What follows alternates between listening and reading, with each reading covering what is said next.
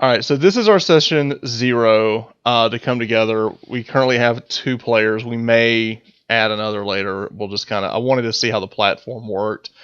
When I rolled with this system a long time ago, there was lag issues with the audio and the video and everything. But I've heard it's gotten a lot better. So I just want to kind of roll with us 3 and just kind of see how we do. And we'll kind of go from there. So let's talk... we'll talk characters first. So let's talk Danny's character first. So he was the first victim to do the roll random, and he rolled a Furbolg Paladin criminal. Yeah. That's also in Baldur's Gate. That was his background. He's very diverse. He is. Hits a lot of it's not a combo I would have come up with. Right. So we've had a lot of interesting discussion about what does this character look like, and I just think it's interesting because we wouldn't have ever put, I don't think, those 3 things together, and it's making us think kind of like this isn't a min-max thing. This is a thinking outside the box, kind of force ourselves to play something a little outside the norm, which is fun. And then that's right up my alley too, because you get a little tired of the min-maxing. Like everyone's just trying to do OP characters every time, and not really putting a lot of thought into it. Yeah, that to me is often that's not fun to play with people like that. Often, but I mean, every now and then I will say this: there are some happy accidents that we've had in this. Danny, particularly with your character, the Furbolg criminal, actually has hidden step, which means he can turn invisible. Like it's not like a full-on invisibility, but to have that with some type of criminal deception stealth is a happy accident. I mean, like that works. He also can cast Disguise Self, also a very cool combo that I would have never put those things together. Like that's just not something I would have really thought about. So that's and cool. To have that in a paladin, what ends up being a paladin? Exactly. Right, and that's really we played around with the idea when me and Danny were talking was, if he is a nature character and a nature paladin per se, he wouldn't necessarily, maybe his code of ethics and laws is different than that of Baldur's Gate.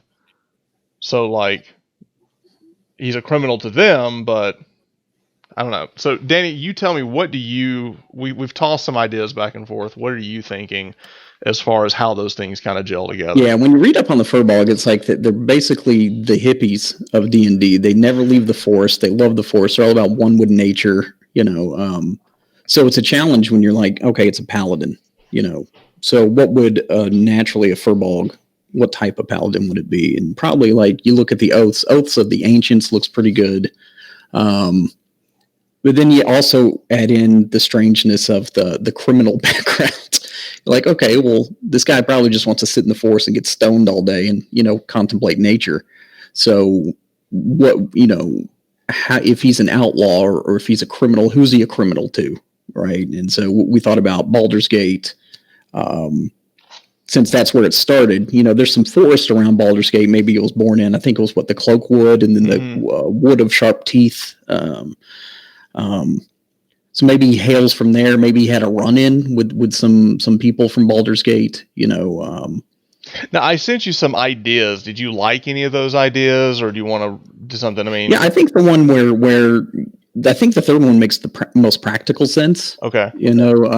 I think where there's a criminal fleeing Baldur's Gate, and the authorities chase him into the forest, and then Furbolg being, oh, everybody just get along, just steps in and maybe is deemed a criminal. That's a good one. I mean, maybe a little, not as dramatic as maybe some people might like, but and I forget the other two. What were the other two? But that one I think makes practical sense, because Furbolgs really don't like to go to civilization. They don't like to go out of their forests, Let's see. What were the other ones you sent? I can't even remember. These were just ideas. This was just us grasping at maybe the second one's track a werewolf to a noble's house, right? Who has you framed somehow, right? Or has you with a werewolf has you framed? Yeah, that's messed up, man. Yeah, right.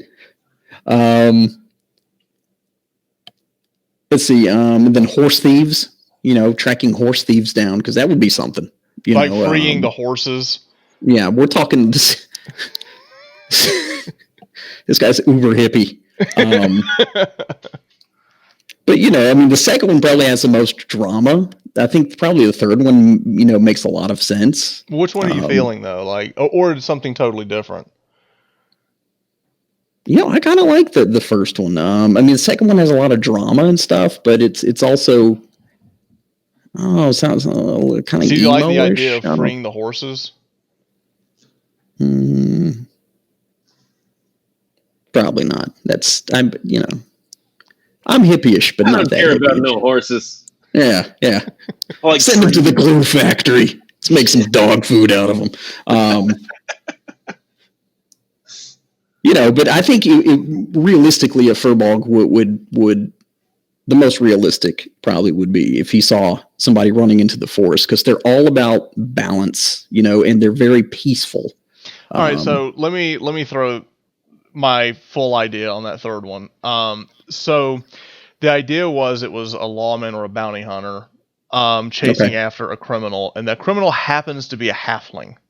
So for you to see this small child running through the woods about to get murdered by, we'll say a bounty hunter, you step in to protect them, and to find out that the halfling is actually in the Thieves Guild. Yeah. So I thought that would make sense for the criminal contact. Exactly. That would be your criminal contact. Which I actually have ready to go here. So let me find. All right. So can y'all see that? Yes. Oh, yeah. Neville Tall Fellow. Fella. What a dapper hat. Yeah. It's all for the hat. All right, so this looks like he's sitting down for 11sies. So this will be your criminal contact for Baldur's Gate. Will be Neville Tallfellow. He is a member of the Thieves Guild, and kind of says he owes you one. And you're just kind of the friend in the wood that you have a contact. You're like, hey, I know this person now. I don't see your character as someone as really dwells in Baldur's Gate, more on the outskirts. There's actually a lighthouse to the south that you frequent the most, and if you look all the way down south of Shipwreck's Coast, you'll see the lighthouse. That is actually more of the area that you're in. You could have been. I kind of feel like Furbolgs kind of wander the woods, so you could have been closer to Baldur's Gate when this happened, but you tend to come back towards the lighthouse. So Neville Tallfellow will be your criminal contact in the Thieves Guild in Baldur's Gate. So that you can go ahead and put that down as that in the background. Now, is Neville Neville Tallfellow? Is he tall for a halfling, or is that name just unfortunate? It's actually unfortunate. It is actually a family name. Ah. That is an actual clan name. Is he medium size for a halfling? Is he short for a halfling? We'll go medium. All right. Yeah, it's nondescript. It's nondescript, but Tallfellow is a family clan name that can be found in Xanathar's Guide to Everything. Like a Napoleon complex. Right. Okay, so that's Neville. Now, the only other thing that I think we had left on the Paladin, you don't actually choose a fighting style to level 2, right? Yeah. Okay. I think that's right. I think. I put on your character Battle Axe and Shield. Yeah. We'll start with that, and then we can kind of move from there. Okay, so that kind of gets your character started. So the lighthouse is kind of where you hang out the most. You kind of roam around. Did you put any thought into what you wanted to do in terms of weaponry and in combat? I was thinking probably the being from the forest and hippie-ish. I thought the axe would probably be more. It's just hard for me to imagine I don't know, if you're bulk with a long sword or great sword or anything. Sure. Are you thinking more sword and two-handed axe, or like a shield and a battle axe kind of thing? Or since he's paladin, I was thinking more of a shield. Okay. But level 2. You got time to figure that out. Yeah. Yeah. The main reason I picked those two is because it asked me for starting equipment. It's like one martial weapon and I think a shield So I was like, we'll just go with that. And so to start, he's got a battle axe and a shield, and I think you're leaning towards a more of a defensive battle axe and shield. It sounds like. Yeah, I think that's kind of where he's leaning. As far as fighting style, once we get to level 2, you can make that decision. I know the reason he's asking you that is because he needs to make his decision now at level 1 for a fighter. Yeah, do like style. Whatever you want, man, and I can adapt. I think it fits in too, and that's kind of where I was leaning, was kind of adapt based on, so we had a little variety in our characters, but that's perfect for it, because that allows me to do, because I was thinking double-handed hammer. Nice. And potentially double daggers too. Nice. So, and we'll get into that. But I've got some thoughts and ideas of how I want to run combat for character. So. All right. So do y'all want to, since we're right now running a 2-player game, do we want to go ahead and talk skills to see who has what? That's a good idea, because I haven't looked at my skills. All right. So Danny, I saw yours. So I know you get deception and stealth for being a criminal. Mm-hmm. And then what did you choose for your pretty limited. I took athletics and insight, which goes with their strength and wisdom bonuses. Right. Yeah, you've got pretty good wisdom, so that's why. Okay, so deception, stealth, athletics, insight. Okay. All right, so let's pause on Danny's character. Let's talk Lazlo. Now, Lazlo, when he rolled up his character, he rolled a Dragonborn, and then we also had to roll random ancestry and came up with bronze, which is going to give him that lightning breath weapon. And then he rolled fighter, and then sailor. So you had happy accidents with your randomness, and so did he, because sailor and bronze ancestry really go together extremely well thematically, because bronze dragons, they prefer to be around the ocean, they were in the sea, so it makes sense that this character would kind of gravitate to that environment. So I think that's very interesting.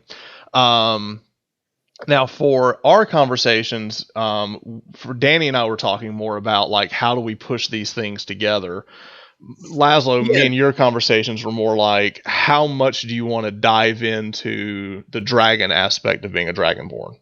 Yeah, and I think one really interesting aspect of, because I've got some ideas for the character itself in terms of, what does it mean to be a sailor? What does it mean to not know much about your own ancestry as a bronze Dragonborn? Mm-hmm. And I get kind of this sense of wanderlust in sailing the oceans and being free and just looking for the next adventure on the horizon. Made the comment to Trevor about, almost like One Piece. It's like you're just going out, you're finding some fights and you're finding adventure. Mm-hmm. The one thing that I think is so how do we meld together this likes to be out on the open sea and likes to be hanging out in the forest kind of thing? And that, I don't know if that's a driver for the campaign or if that's something that we kind of have to figure out a happy balance with. Well, I think the lighthouse too, down there. Mm-hmm. It gives us a good way to get the characters together because it's a real, it's classic fantasy trope is you're trying to find passage to get out of a hairy situation, right? Yep. All right, hop on the boat. Hey, there he is. So. So also, not to say that's the only way to get them together, but it gives an easy out where sometimes you don't have that. Yeah, that's true. Okay, so one thing going back to Danny, have you decided on the deity? And that's something that I think that's interesting about 5th edition D&D is that paladins are all about their oaths and they're all about this, but there's nothing in there that says they have to choose a deity. Right. Which I was like, why wouldn't you? I think it's like something you should lean into. I know we talked about several different options. Have you settled on one? Sylvanas looked good. There's another one, Sylvanas' daughter sometimes is called. It's was it Mialiki? I think it was Mialiki. Maliki? I gotta look at how to pronounce that, but I know who you're talking about. Maliki Maka. Something that I'll look up the pronunciation. Yeah. That was a really good one though. I thought it really, melded with the character a lot. So Okay. gelled with the character a lot, I should say. Yeah. And she's more of like a protector too, right? Which kind of goes. Yeah, definitely goes into that same vein of like harmony and peace. But there's also the like champions of her and stuff. There's like an order. I haven't delved too far into, but on the surface it looked pretty good.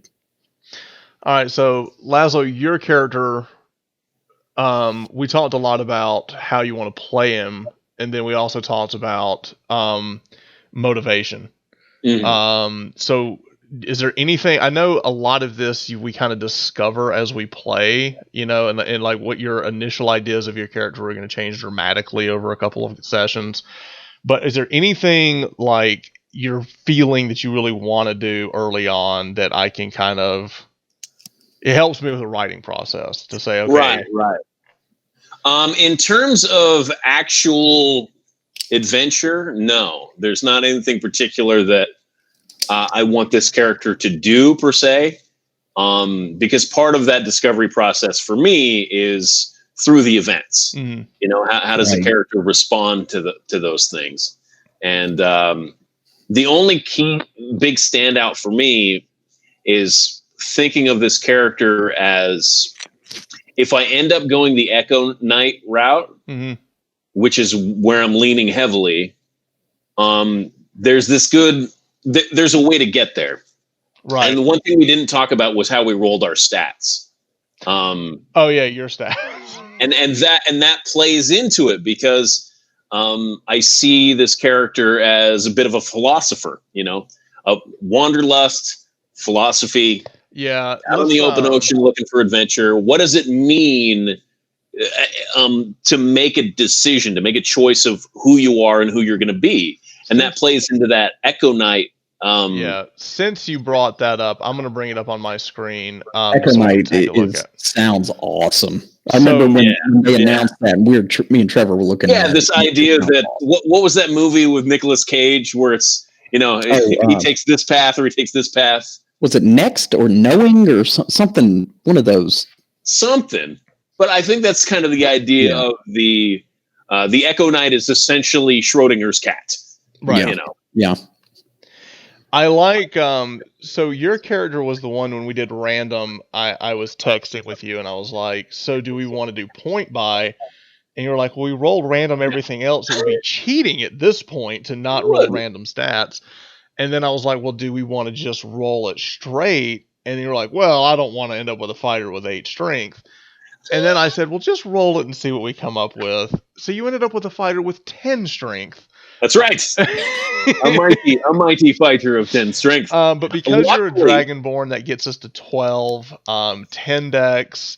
Right. Well, and that's what I was going to say is that at the counterpoint to having 10 strength is that you can use a finesse weapon. Bam, 10 dexterity. No, you're not doing that either. No. But the rest of your stats, high constitution, very solid intelligence, good wisdom, good charisma. I mean, the back half of your stats are very, very good. And what I think that's interesting is that you didn't shirk away from this. You actually leaned into it and said, okay, let's play the tactical, intelligent fighter who's, isn't going to overwhelm you. Maybe it's just like the death of 1,000 cuts kind of thing. Well, and part of that's playing into the idea of rolling your stats straight. And part of why I hate manual point buy is that a lot of people just go, okay, well, manual point buy 15, 15, 15, 6, 6, 6. Yeah. You're min-maxing, and you end up with terrible wisdom saves, terrible intelligence saves. And right. I mean, how many times, every time you see a martial character, the intelligence is your dump stat. Like, everyone who ever swung a sword in D&D is an idiot, and I like getting away from that. So I think this is going to be interesting. Yeah. When's the last time you saw a fighter with 15 intelligence and 14 wisdom and 13 charisma? The other thing, too, is depending on where the story goes down the road, your multi-class options are very robust. I mean, you've got a lot of options here. Yeah, I just can't dip back into fighter. Right. Yeah. Once you're done, you're done. Right. And since we did that, let's look at Danny's character here. So Actually, I can do this so we can kind of pull it up so everybody can see. So, Danny, you've got the 14 on in strength, dex, constitution. He is very middle of the road. 11 intelligence, 13 wisdom, 12 charisma. So yours is all right in the middle. Right. Which is going to be the very balanced character, which is interesting with the Furbolg and the balance of nature. He has balanced stats. It's a happy accident. Yeah. So our two characters are going to be Marshall. There's not a lot of magic. Danny, you're going to be the tank and the healer, unless we add another. Now, if we add another player, they will have to roll random. As much as lay on hands can do. Yeah. So we could end up with. Glad we're not ending up with 3 paladins. You know. Well, the only thing I said was there could be no duplicates. So no duplicate race, class, or background I wanted. That was the only thing I thought, well, we don't want to have, all tieflings, just something totally different. All right, so I think that's what we have for ideas. So this is where, so the idea that I want to do is that a long time ago, I came across this. This is the Isle of Dread. This is an original printing from '81. And this is really cool, and I've always wanted to run it. It's the very first wilderness game that they made. It actually teaches like DMs how to run like a survival out in the wild game. But it's got a lot of cool ideas. It has an old sword and sorcery feel to it. So we're going to take that idea basically and then kind of roll it into 5th edition, and then I'll be expanding on it, but that's kind of the base idea that we're going to run with. So having a sailor kind of made sense. So that's where I'm thinking we're going to go, but y'all are the players and we'll just kind of see what happens. So murder hobo.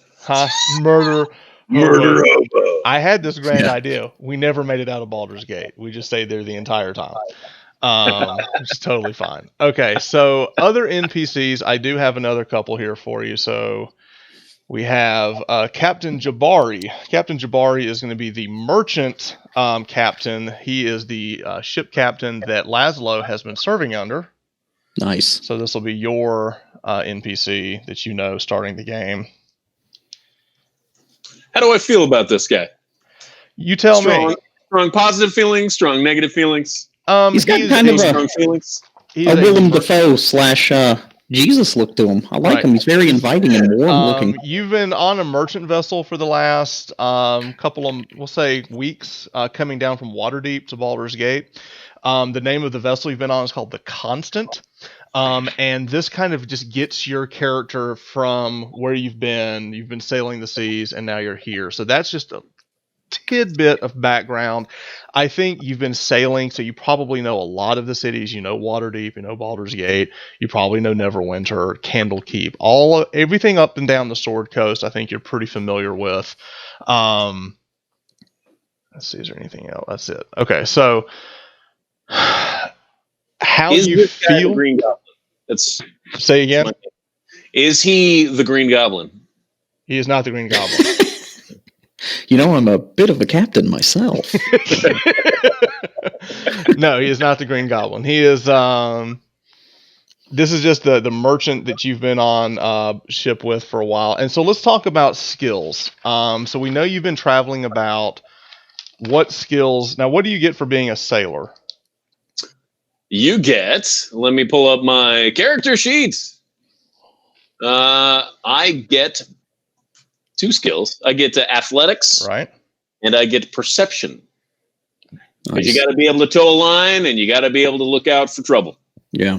Okay. And what are you going to take for being a fighter? I'm going to take insight. Okay. And animal handling. Animal handling. Yeah. Originally, I was thinking survival with instead of animal handling, but seeing as the Furbolg is probably going to be our survivalist, I skirted over to animal handling. Now, y'all both have insight. Do y'all want to both have insight? Oh, we both have insight. It doesn't matter. Let me see. What can I switch that over? I want to say that was... I think y'all both have good wisdom. I can do intimidation. Yeah. Mine with the racial bonus. History, just because if part of my character motivation is looking into the background of my ancestry, a key part of that is not knowing, Mm-hmm. So I didn't want to take history. Gotcha. And with athletics, I probably don't need acrobatics. No. But I can do intimidation and animal handling. Okay, so we have an option for intimidation. Danny, what could you take instead of insight? I like insight for your character because I know you're wisdom based. Well, not wisdom based. You just have high wisdom. I think it was Danny, you have a 13 wisdom, and Laz, you have. Well, with the racial bonus, it's 15. Ah, okay. Yeah, they get a +2 and then a +1 to strength. I need to change that on here. Hang on.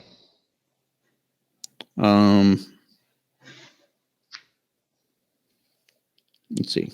I got it brought up somewhere. So you got a 15 strength and a 15 wisdom. Okay. Yeah, and those are my two highest. The rest are, like you said, pretty middle of the road.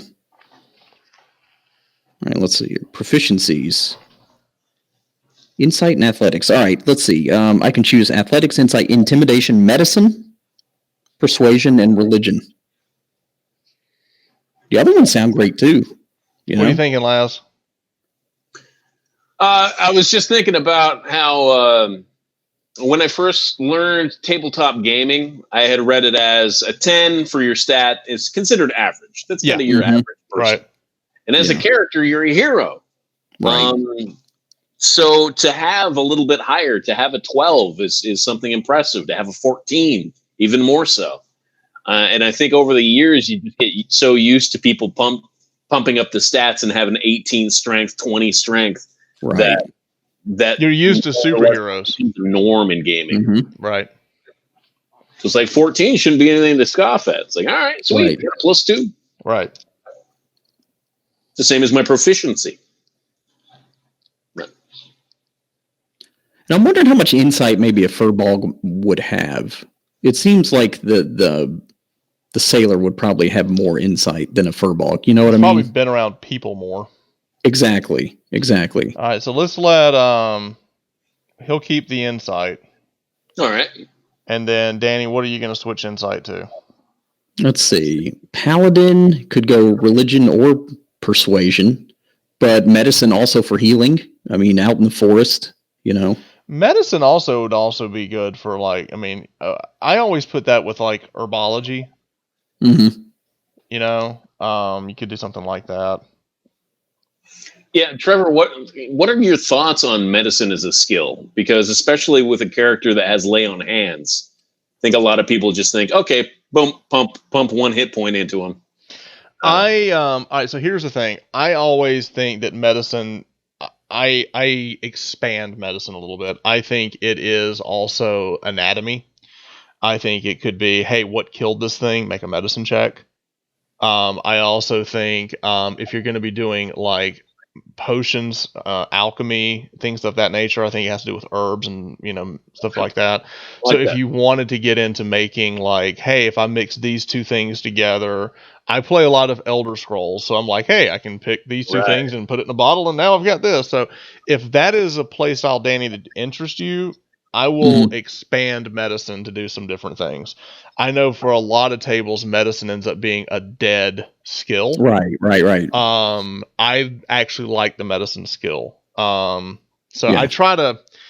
It's really weird because back in the day we had like 1 million skills in D&D, and then they got it down to this, and now I feel that like the meta of tables has gotten it down to this. Right. Absolutely. So I like. And I can't even use a rope anymore. Right. What if I need to, know some rope tricks? What am I going to do with this 50 rope trick is one of the most underrated spells. So, Danny, let's roll medicine and let's have some fun with it. I think it makes sense for the furball to know plants. I changed it on Beyond. Let me see here.